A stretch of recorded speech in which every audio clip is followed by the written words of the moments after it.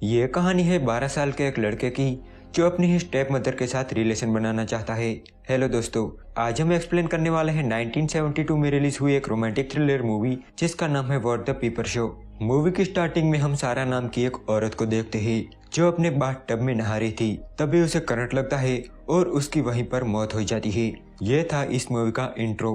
अब स्टोरी एक साल बाद की दिखाई जाती है जहां हम देखते हैं एलिस नाम की एक लड़की को जो अपने हस्बैंड पॉल के घर आई हुई थी। एलिस पॉल की दूसरी वाइफ थी और सारा जो थी वो पॉल की पहली वाइफ थी जिसे हमने स्टार्टिंग में मरते हुए देखा था। पॉल एक बिजनेसमैन था, इसीलिए वो किसी काम से बाहर गया हुआ था और एलिस को पॉल ने अपने 12 साल के बेटे मार्कस का ख्याल रखने के लिए भेजा था। एलिस मार्कस की स्टेप मदर थी, इसीलिए उसका भी फर्ज बनता है मार्कस का ख्याल रखना। पॉल ने एलिस को बताया था कि मार्कस अपनी बोर्डिंग स्कूल गया है और वो एक हफ्ते के बाद घर लौटेगा, इसलिए एलिस वहाँ पहले ही पहुँच गई थी। लेकिन जब वो वहाँ पहुँचती है तो वो देखती है कि मार्कस तो घर पर ही है। जब एलिस उसका रीजन पूछती है तब मार्कस कहता है कि उसे स्कूल में जल्दी छुट्टी मिल गई क्योंकि स्कूल में चिकन पॉक्स फैल गया है।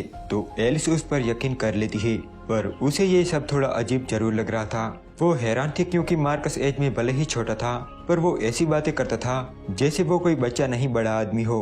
अगली सुबह एलिस को पॉल का कॉल आता है और पॉल मार्कस से बात करना चाहता था, तो एलिस मार्कस को फोन देनी चाहती है। उस टाइम मार्कस बाथ टब में नहा रहा था। एलिस उसे फोन देती है और वो पॉल से बातें करता है। उसकी बात हो जाने के बाद एलिस पॉल से बातें करने लगती है। जब एलिस पॉल से बातें कर रही थी तब मार्कस एलिस के पास आता है और उसे गंदी तरह से टच करने लगता है।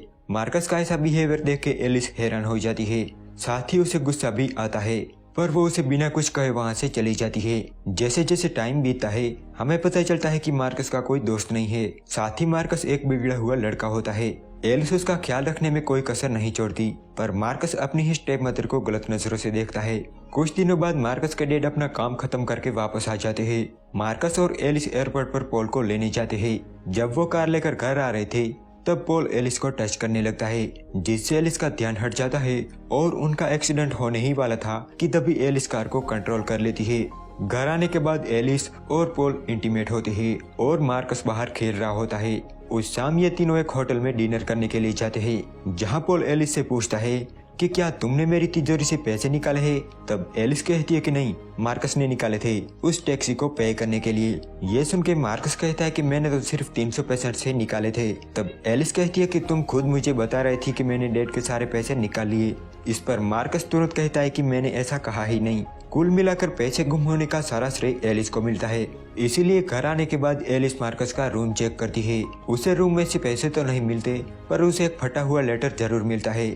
एक दिन जब मार्कस और पॉल स्विमिंग कर रहे थे तब मार्कस पॉल को बताता है कि एलिस मेरा जरा भी ख्याल नहीं रखती और साथ ही वो ये भी कहता है कि वो मुझे जरा भी पसंद नहीं करती। उसकी ये सारी बातें एलिस सुन रही थी, तो वहीं पॉल भी मार्कस की बातों पर ज्यादा ध्यान नहीं देता क्योंकि वो एक बच्चा है और बच्चे कुछ भी बोलते रहते हैं। मार्कस पॉल को ये भी बताता है कि एलिस ने मेरे रूम की तलाशी ली। पॉल एलिस को इसके बारे में पूछता भी है पर वो कुछ नहीं बताती। एक दिन एलिस मार्कस के बारे में पता करने के लिए स्कूल जाती है, जहां उसे पता चलता है कि मार्कस की कोई छुट्टियां नहीं चल रही बल्कि उसे तो स्कूल से निकाल दिया गया है। उन्होंने एक लेटर भी भेजा था पर वो मार्कस ने डिस्ट्रॉय कर दिया था, जिसके टुकड़े एलिस को मार्कस के कमरे में से मिले थे। स्कूल में उसे पता चलता है कि मार्कस आसपास के घरों की जासूसी करता है और लोगों को इंटीमेट होते देखता है। साथ ही वो स्कूल के आसपास भटकने वाली बिल्लियों को जान से मार देता है। उसकी इन्हीं हरकतों की वजह से उसे निकाल दिया गया है।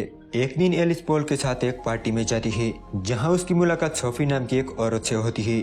वो बताती है कि सारा मेरी फ्रेंड थी और उसकी बाथ टब में डूबने से मौत हो गई थी। अब एलिस को ये लगने लगा था कि मार्कस ने ही सारा को मारा था। एलिस ये सब पॉल को समझाने की कोशिश भी करती है। वो उसे मार्कस के बारे में भी बताती है पर पॉल उसका यकीन नहीं करता। उल्टा उन दोनों की बहस हो जाती है।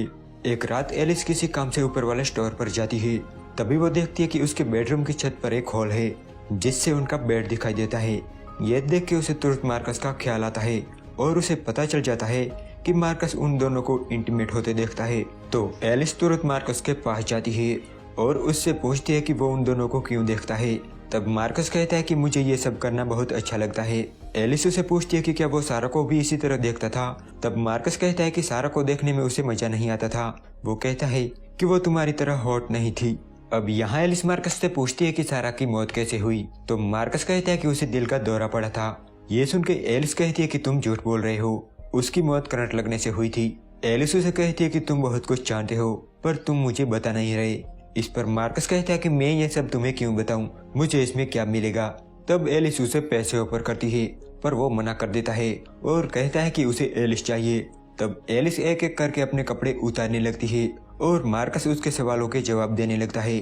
वो कहता है कि सारा को एक हार्ट कंडीशन थी जिसके बारे में किसी को पता नहीं था। उसने ये बात पॉल को भी नहीं बताई थी।